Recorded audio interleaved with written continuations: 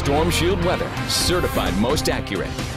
And good afternoon, everyone. Well, look at this. Suddenly, it has just crept back into the southern part of Oklahoma. Abnormally dry weather here, moderate drought conditions up into parts of Latimer County, and severe drought conditions all the way across McCurtain and Bryan County and Atoka County down to the south. It's called a flash drought when it suddenly becomes dry and hot, and typically associated with some lower humidity, though in this case, the dew points feel pretty high out there. All right, our forecast this evening. Dry and muggy, 84 degrees at 8 p.m., 77 a few clouds around the midnight hour. Waking up tomorrow morning, 72 with a humid start, and a pleasant morning tomorrow, 82 by 10 a.m. before things start to heat up. And I mean heat up. It's the heat index that we're talking about, really.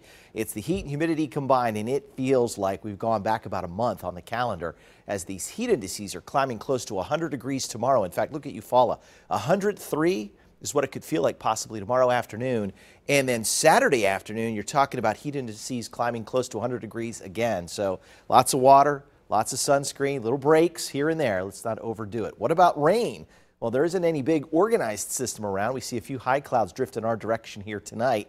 And then tomorrow there could be a little isolated shower, especially from McAllister down toward the Texas border, toward the Red River. And then Saturday afternoon, there's also a little chance we could see a couple of little popcorn showers flare up, and that could happen again on Sunday. But for the most part, it should stay dry. So isolated showers with this scant rainfall chance, and most of that again is going to be from Tulsa out to the south, to the southeast, maybe a little heavier south and east of McAllister, and those will be slow moving. So they could produce some heavy downpours if and when they do happen. And Monday, though, for the Great Raft Race, it looks pretty nice. 77 at 7 a.m., 10 a.m., 88 degrees, 95 at 1 and 3 o'clock. So I think it'll be dry here in Tulsa for the Great Raft Race. Right now, we're looking at just a few fair weather clouds out there. The temperature, though, 92 degrees, the relative humidity at 42%. And we're going to talk more about being 42%, what that means tonight at 6 o'clock. So make sure you tune in to see that. South winds at 13 miles an hour. The sun sets this evening at 7:49. So overnight tonight, 71, warm and muggy. We'll wake up tomorrow morning. The temperature will be around 73 degrees. It should be a pleasant start. Cooler readings around Skytook and Bartlesville, about 67 with calm winds. We'll see temperatures around 71 at Shakota, 70 over at Okemah with a few clouds, and south of Interstate 40, also a few clouds with a temperature around 70 degrees. 94 tomorrow, still sneezing and sniffling thanks to the ragweed being high. Also, UV index will be very high tomorrow.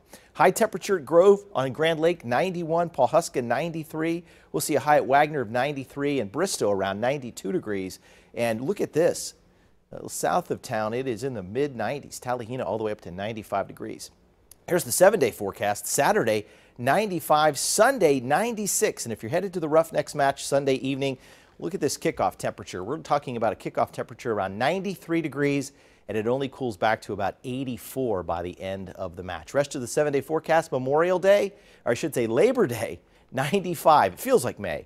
94 on Tuesday with a 40% chance of rain and a 50% chance of rain on Wednesday. Labor Day, that little symbol there, Brian, should be over on Monday. I guess it just didn't stay there.